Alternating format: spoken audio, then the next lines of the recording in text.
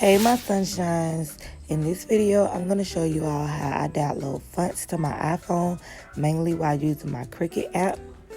The name of the app is called iFonts, and basically you click on download fonts. I like to get my fonts off thefont.com, so I click on that. I stroll through, I look to see what kind of font I like. Once I find that font, I go ahead and click download.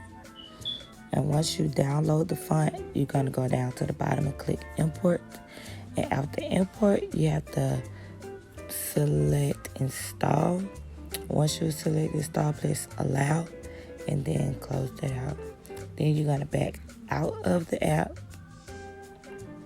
Once you back out of the app, you're going to go to your settings. Click on your settings. You see where it says profile downloaded. Click that and then press install. Once you press install, you have to put in your passcode. Passcode in. And then just press install. After install, press done. And that's it. That'll be all the fonts that you download. So next, I'm going to go into my Cricut app. I'm going to press new project. Once I get my new canvas set up, I'm going to go down to text.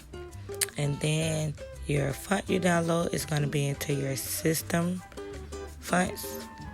Find the font that you've chosen and have fun with your new font. Thefont.com has tons of different fonts.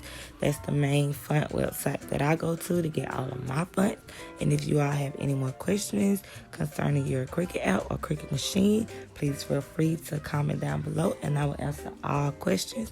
I do plan on having many more videos for you all with tutorials, DIYs, what I do with my Cricut machine. So if you all want to see any of that, like, comment, subscribe below. And thanks so much for watching.